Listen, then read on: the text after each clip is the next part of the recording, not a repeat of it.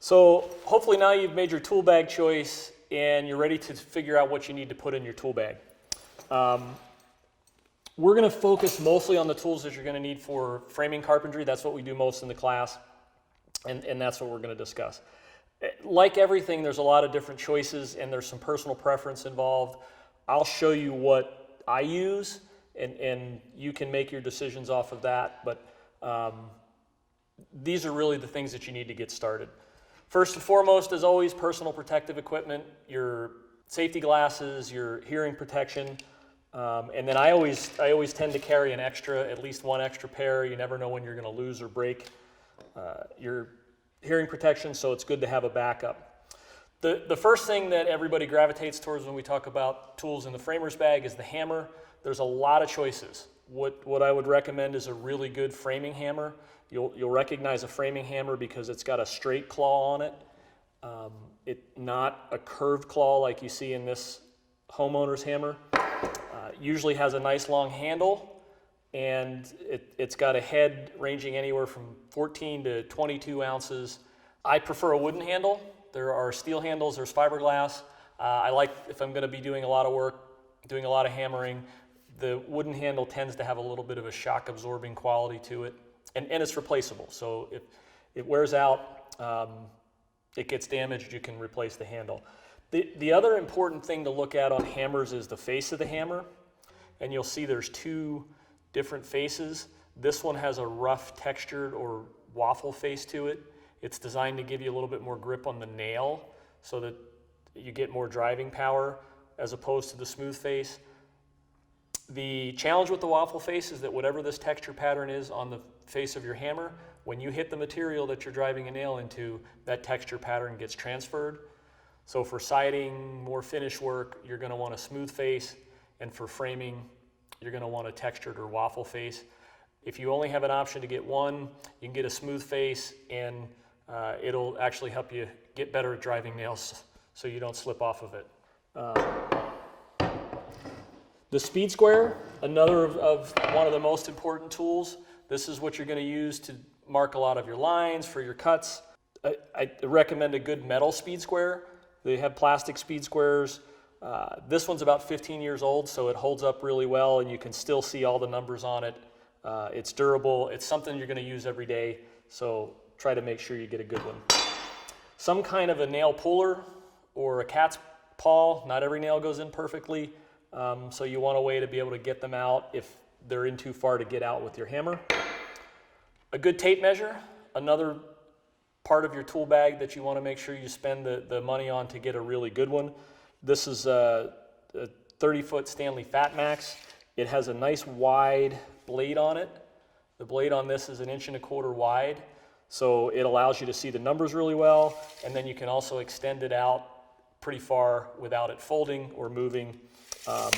So get a good tape measure. You'll need a utility knife. There's a couple different kinds. This is a locking blade fold-out utility knife. This is probably more common, more popular, is a retractable blade knife. You slide the blade out and you can pull it back in before you put it in your tool pouch.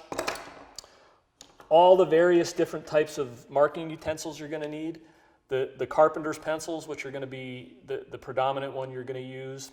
Always have at least 2 of them sharp and ready to go. There are times where you're going to have to make a finer mark, and so having a number 2 pencil is a good idea, as well as a lumber crayon, and this is just a little holder you can get for your lumber crayons. Good for marking the crown of a board and other things that don't necessarily need definitive marks. And a Sharpie, always just good to have for lots of different things on the job. Some other tools that are not everyday necessities, but they're really good ones to have in your bag. A nail set, get a good one. If you're doing framing carpentry, you're going to be using 8s, 10s, and 16D nails, so you want one that's big enough to drive those. A good set of wire cutters, anything from cutting bands on lumber to other things on the job that you may need to cut. A good small set of lineman pliers. Again, just handy to have in your tool bag. There's a lot of times you may need those. Also a small adjustable wrench, changing saw blades, working on tools, some other things that you may have to do. It's always nice to have one of those in your tool belt. Screwdriver is another one. and I like a good utility screwdriver that has the option of different bits. So I can have a torque bit, Phillips head, or a straight head bit. A good wood chisel. You really want to have a good wood chisel in there, at least 1 inch wide, maybe up to 1.5 inches wide. It's always good for removing material when you have to make a minor adjustment. A chalk box is another really good essential tool. It's great for marking long lines. This one has a nice solid metal housing, and then it's got a fast wind handle on it, so I can get it back in quickly. Nice to keep a little short torpedo level in your tool bag as well. Give you a quick way to level and plumb things that you may need to. A few other things that aren't necessarily absolute but good to have. This is a nice little pencil sharpener. It's designed specifically to sharpen carpenter's pencils. You can sharpen your pencil with a utility knife, but this is a lot faster, a lot safer. So it's nice to have one of these dropped in your bags. I always have a lot of extra. Again, carpenter's pencils tend to break. You can drop them, you can lose them, so it's good to have keep a couple unsharpened ones in there, as well as some other lumber crayons and marking utensils. And then I always have my Construction Master calculator.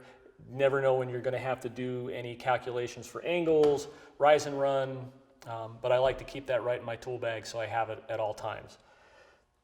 So that's going to be a really good start. That's going to get you through probably 90% of all the work that you're going to do. You may have tools that you prefer, you may have other supplements, but that's really a baseline of what you're going to need for your tool bags.